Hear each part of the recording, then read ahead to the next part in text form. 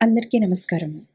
ఈరోజు పొత్తూరి విజయలక్ష్మి గారి role model కథ. కారులో వెళ్తున్నాడు ప్రసాద్. అది హైవే. 100 కిలోమీటర్ల స్పీడ్తో వెళుతోంది కారు. వెనుక సీట్లో కూర్చుని హాయిగా ప్రకృతి అందాలను ఆస్వాదిస్తూ ఉన్నాడు. వాతావరణం కూడా మబ్బు పెట్టి ఆహ్లాదంగా ఉంది. పచ్చని చెట్లు, పంట పొలాలు, చిన్న చిన్న ఊళ్ళు. అలా వెళ్తూ ఉంటే ఒక వస్తువు అతని కళ్ళబడింది. ఒక్క క్షణం మెరుపులా. ఆ విషయం మైండ్లో రిజిస్టర్ అవడానికి ఓ అర నిమిషం పట్టింది. ఆపు ఆపు, కారాపు అని కేక పెట్టాడు ప్రసాద్. అదిరిపడ్డాడు డ్రైవరు. ఏం జరుగుతుందో జీర్ణించుకోవడానికి అతనికి ఒక అర నిమిషం పట్టింది. సడన్ బ్రేక్ వేస్తే కారు ఎగిరిపడుతుంది కాబట్టి కాస్త మెల్లిగా కంట్రోల్ చేస్తూ పక్కకు తీసి ఆపాడు. అందుకు ఓ నిమిషం పట్టింది. కారు ఆపాక ఆ షాక్ నుండి తేరుకోవడానికి ఓ 5 నిమిషాలు పట్టింది. ఏమిటి సార్, ఏమైంది? అయినా ముందు చెప్పకుండా అలా సడన్గా ఆపమని కేకలు పెడితే డేంజర్ కదా. నేను అనుభవం ఉన్నవాడిని కాబట్టి సరిపోయింది, కానీ ఏ కుర్ర కుంకో అయితే మీ అరుపుకి భయపడి స్టీరింగ్ వదిలేసేవాడు అన్నాడు డ్రైవరు. సారీ అన్నాడు ప్రసాద్. సరే, ఇంతకీ ఎందుకు అరిచారు సార్? ఏమైనా వస్తువు పడిపోయిందా అన్నాడు కంగారుగా. లేదు, ఎన్నాళ్ళ నిండో వెతుకుతున్న వస్తువు దొరికింది అన్నాడు ప్రసాద్. అర్థం కాలేదు డ్రైవర్కి. అంత వేగంగా పోతూ ఉండగా కారులో కూర్చున్న వ్యక్తికి ఏం వస్తువు దొరుకుతుంది? అదే అడిగాడు. చెప్తా కానీ నువ్వు కారు వెనక్కి తిప్పు ముందు అన్నాడు ప్రసాద్. వెనక్కి తిప్పాలా? ఎందుకు సార్? చెప్తాను, నువ్వు ముందు వెనక్కి తిప్పు అన్నాడు. హైవేలో వెనక్కి తిప్పటం అంటే చాలా ముందుకు పోవాలి సార్ అన్నాడు. ఎంత దూరమైనా పర్వాలేదు, ముందు తిప్పు, నువ్వు వెనక్కి వెళ్ళాలి మనం అన్నాడు ప్రసాద్. మరి 11 గంటలకు 10 నిమిషాలు ముందుగానే అక్కడ ఉండాలి అన్నారు. లేట్ అవుతుందేమో సార్ అన్నాడు. అయినా కొంపలేమీ అంటుకో, నేను వెళ్ళి ఇంటర్వ్యూలు తీసుకోవాలి. నేను ఇంటర్వ్యూకి వెళ్ళక్కర్లేదు, నువ్వు ముందు వెనక్కి తిప్పు అన్నాడు. నెమ్మదిగా పోనిచ్చాడు డ్రైవరు. ఎంత దూరం పోయినా కట్టురాదు. 6 కిలోమీటర్లు పోయాక అప్పుడు ఉంది కట్టు. యూటర్న్ తీసుకుని వెనక్కి పోవటం మొదలుపెట్టాడు. మళ్ళీ 8 కిలోమీటర్లు వెళ్ళి అక్కడ యూటర్న్ తీసుకుని, ఇప్పుడు చెప్పండి సార్, ఎక్కడ ఆపాలి అని అడిగాడు. లెఫ్ట్, నెమ్మదిగా పోని అన్నాడు ప్రసాద్. మెల్లగా పోతోంది కారు. అద్దం దించేసి తలకాయ బయటకు పెట్టి, పోని, ఇంకాస్త ముందుకు పోని అని చెప్తూ ఉంటే పోయి పోయి ఓ దగ్గర ఆపేశాడు డ్రైవరు. ఆపావేం, పోనీ అన్నాడు ప్రసాద్. ఇందాక మీరు అరిచి ఆపేసింది ఇక్కడే సార్ చెప్పాడు డ్రైవరు. అవునా, మరి ఏది? ఏంటి సార్? అదే నోయ్, ఇందాక కనిపించింది, ఇప్పుడు కనిపించలేదు. ఏమిటి సార్ అది అన్నాడు డ్రైవరు. ఉండబోయ్, అసలే నాకు టెన్షన్గా ఉంది.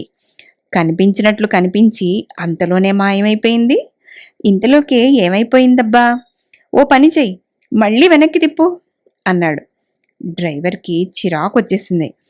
కారు ఆపేసి దిగిపోయి నీ దిక్కున్న చోట చెప్పుకో అని ఏ లారీనో ఎక్కి ఇంటికి వెళ్ళిపోదాం అనిపించింది. కానీ అలా వెళ్ళిపోతే ఇంట్లోనే ఉండిపోవాలి, ఉద్యోగం ఊడిపోతుంది.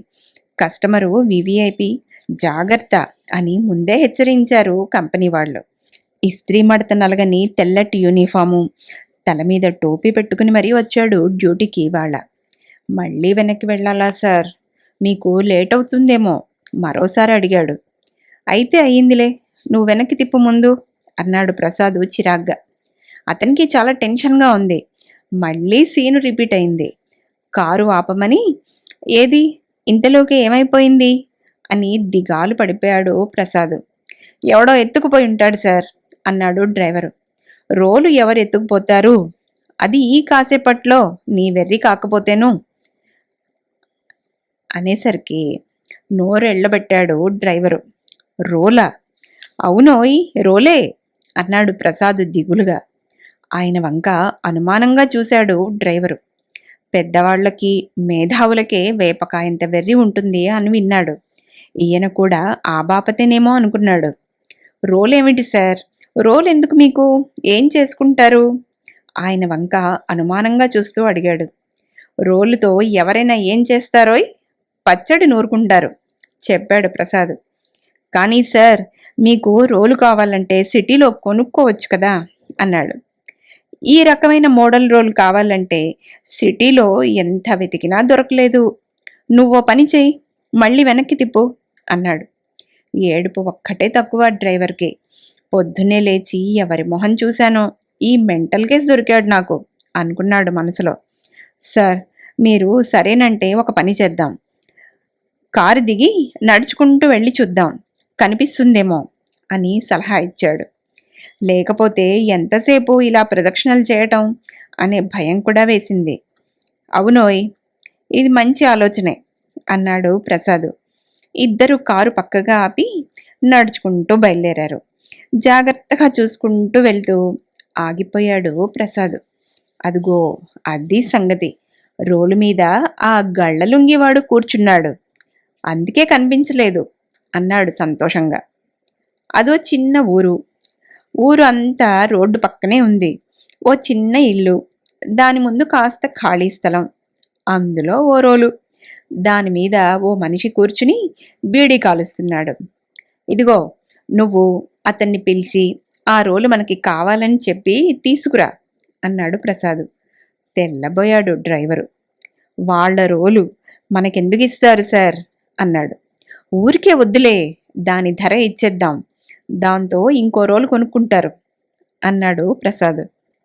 మనమే కొత్తది కొనుక్కోవచ్చు కదా సార్ అన్నాడు డ్రైవరు. ఈ రకమైన మోడల్ రోల్ కోసం ఎంత వెతికినా దొరకలేదు మొర్రో అంటుంటే నీకు అర్థం కావట్లేదా అన్నాడు కొంచెం విసుగ్గా. తన ఇంటి ముందు ఓ నీలం సూట్ అయినా, తెల్ల డ్రెస్ అయినా ఏదో మాట్లాడుకోవడం చూసి కాస్త భయంగా లేచి వచ్చాడు ఆ లుంగి అతను. అతని పేరు మంగపతి. నమస్కారం పెట్టాడు. ఊ, అడుగు అన్నాడు ప్రసాద్. నేరుగా అడగడానికి కాస్త మొహమాటం వేసింది డ్రైవర్కి. అతనికి తనని తను పరిచయం చేసుకుని, ఈయన చాలా గొప్పవారు అని ప్రసాదుని పరిచయం చేశాడు. నీ పేరేమిటి అని అడిగాడు. ఇంత పెద్దవాళ్ళు తన దగ్గరకు ఎందుకు వచ్చారో అని కంగారు పడుతూ, నమస్కారం సార్, నా పేరు మంగపతి. మీరెవరు? నాతో ఏం పని? ఏదైనా అడ్రస్ కావాలా అని వినయంగా అడిగాడు. అడ్రస్ కాదు, నీ రోలు కావాలి చెప్పాడు డ్రైవరు. మంగపతికినూ అర్థం కాలేదు ముందు. అర్థమయ్యాక అతని ధోరణి మారిపోయింది. దర్జాగా బీడీ అంటించి నిర్లక్ష్యంగా చూశాడు. అది గమనించి డ్రైవర్ అతన్ని పక్కకు తీసుకువెళ్ళాడు. ఇద్దరి మధ్య మాటలు జరిగాయి. నేను ఇవ్వను పొమ్మంటాడు మంగపతి. కాదులే, ఇవ్వు, డబ్బిప్పిస్తాను. అయినా రోలు రోలుగా వాడుకుంటున్నావా నువ్వు?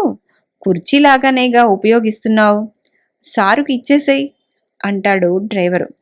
అది మా తాతల నాటి రోలు, నేనివ్వను అంటాడు మంగపతి. కాదులే, పెద్దాయన సరదా పడుతున్నాడు, ఇవ్వు అని నచ్చజెప్తే కాస్త మెత్తబడ్డాడు మంగపతి. కాకపోతే వైద్యానికి కావాలి, ఆముదం ఆకు ఇమ్మంటే ఆకు 6 వరహాలు అన్నాడు అని సామెత చెప్పినట్టు ఆ తాతల నాటి రోలుకి ఓ 5,000 ఇమ్మన్నాడు. ఓ 200 ఇప్పిస్తా అన్నాడు డ్రైవరు. చివరికి 1,500 దగ్గర బేరం కుదిరింది. రోటితో పాటు పుత్రం కూడా. ఆ విషయం తెలుసుకుని చాలా సంతోషించాడు ప్రసాద్. ఆనందంతో పర్సు తీసి డబ్బు ఇచ్చేసి భూకైలాస్ సినిమాలో రావణాసురుడిలాగా రోలుని ఎత్తుకోబోతుంటే డ్రైవరు వారించాడు. మీరు ఆగండి సార్, కారు తీసుకొస్తాను అని వెళ్ళి కారు తీసుకొచ్చాడు. డిక్కీ ఓపెన్ చేసి అందులో రోలు ఎక్కించారు. పత్రం కూడా పక్కన పెట్టారు. మూసేయబోతుంటే ఆగాగు అని ఫోన్లో ఫోటోలు తీసుకున్నాడు ప్రసాద్. మంగపతికి బీడీలు కొనుక్కోమని ఓ 200 ఇచ్చాడు ప్రసాద్.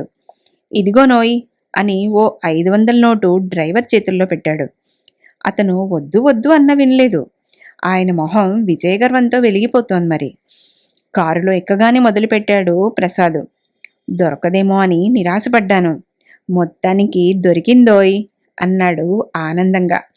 ఏమిటి సార్, ఈ రోలు మీకు అంత ఇంపార్టెంటా అని అడిగాడు. న్యాయంగా డ్రైవర్ కారులో కూర్చున్న పెద్దవాళ్ళని అలా ప్రశ్నలు అడగకూడదు. కానీ పట్టలేక అడిగేశాడు. అవునోయ్, ఇంపార్టెంటే. ఈ మధ్యకాలంలో మళ్ళీ పాత పద్ధతులన్నీ వచ్చేస్తున్నాయి కదా! రాగి పాత్రలో నీరు తాగడం, మట్టి పాత్రల్లో వండుకోవడం, రోట్లో పచ్చడి నూరుకోవడం. మా ఇంట్లోనూ అదే పద్ధతి మొదలైంది. అవన్నీ ఆన్‌లైన్‌లో దొరికాయి. కానీ ఈ రకమైన రోలు దొరకలేదు. అప్పటికి అన్ని చోట్ల వెతికాను. రోళ్ళల్లో ఇన్ని మోడల్స్ ఉంటాయని నాకు తెలియదు సుమీ. 4, 5 మోడల్స్ ఉన్నాయి కానీ అవేవీ మా ఆవిడకి నచ్చలేదు. అందులోనూ మా ఆవిడ ఇటువంటి విషయాల్లో చాలా ఖచ్చితం మనిషి.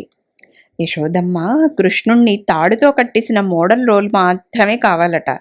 అది దొరికితే చూడండి, లేకపోతే మానేయండి అని చెప్పేసింది. నాకు అదిగో ఇదిగో అంటూ 60 ఏళ్ళొస్తున్నాయి. ఇప్పుడు కాకపోతే ఇంకెప్పుడు తీరుస్తాను భార్య కోరిక? అయినా తను వజ్రవైఢూర్యాలు అడిగిందా? మణిమాణిక్యాలు అడిగిందా? ఆఫ్టర్ ఆల్ తను కావాలనుకున్న మోడల్ రోల్ అడిగింది. అది తన కోసం కాదు, నాకు పచ్చడి నూరి పెట్టడానికి. మొత్తానికి దొరికింది. ఫోటో పెడితే ఎంత సంబరపడిపోయిందో. ఏమిటోనోయ్, ఎంత పెద్ద ఉద్యోగం చేస్తున్నా, ఎంత సంపాదిస్తున్నా కలగని తృప్తి భార్య కోరిక తీరిస్తే కలుగుతుంది అన్నాడు ప్రసాద్. అప్పటిదాకా ఆయన పట్ల ఉన్న తేలిక భావం పోయి ఎనలేని గౌరవం కలిగింది డ్రైవర్కి. ఈయన కారణంగా నేను ఓ పాఠం నేర్చుకున్నాను. తనకు కావలసిన మోడల్ రోలు ఈయనకు దొరికితే నాకు ఒక రోల్ మోడల్ దొరికాడు అనుకున్నాడు మనసులో ఆనందంగా. అదండి పొత్తూరు విజయలక్ష్మి గారి రోల్ మోడల్ కథ. ఇక రేపు మరో మంచి కథతో అందరూ కథామృతాల్ని సబ్స్క్రైబ్ చేసుకోవడం మర్చిపోరు కదూ. అందరికీ ధన్యవాదాలు. సెలవా మరి.